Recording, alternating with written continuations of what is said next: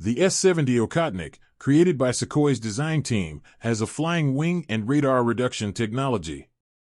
The UAV can travel at a speed of roughly 1,000 km per hour and has a takeoff weight of 20 tons, according to open sources. The first flight by Okhotnik took place on August 3, 2019. Under the control of an operator, the flight lasted more than 20 minutes. Okhotnik flew again on September 27, 2019, with the fifth-generation Su-57 fighter. The UAV flew for more than 30 minutes while performing automated air maneuvers at a height of roughly 1,600 meters. According to a source in the aviation industry who spoke to the state-run news agency TASS, the drone is anticipated to supplement Su-57 fighter operations, allowing one plane to cooperate with up to 4 S-70s. The drone will go into duty in 2024 if testing goes well. Ruslan Pukov, the director of the Center for Analysis of Strategies and Technologies, stated that Sukhoi has established its reputation as the foremost Russian design bureau by revealing the drone. The drone has a range of up to 6,000 kilometers thanks to a Russian-made engine called the AL-41F1, which is also used on the Su-57 and the Checkmate aircraft.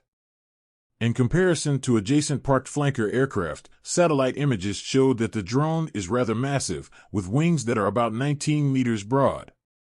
According to multiple sources, it has a substantial 20-ton weight and a high subsonic top speed.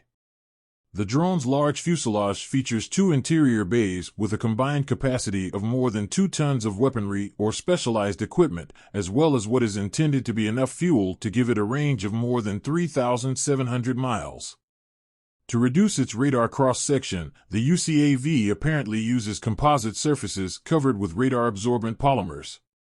The U.S. Air Force's RQ-170 stealth drone, whose existence was only made public after one was compromised by Iran and seized, has more than a passing resemblance to the Russian UAV's flying wing structure and fuselage-embedded engine. The Russian military will begin receiving drones called Okhotnik in large quantities in 2024. Vladimir Putin was informed by United Aircraft Corporation President Yuri Slyuser on August 9, 2020, that supplies for mass manufacturing will start in 2024. Sukhoi and the Russian government initially inked the agreement to create and construct a heavy attack drone for the Russian armed forces in 2011. But the drone's first flight wouldn't happen until 2019 at the earliest. Yuri Slyuser, the head of Russia's United Aircraft Corporation, which owns Sukhoi, stated in a report to Russian President Vladimir Putin that the S-70 will begin to be delivered to the Russian armed forces in the first half of 2024. Despite this optimistic projection, there is no reason to think that the Okhotnik B will develop any more quickly than it did in its initial stages.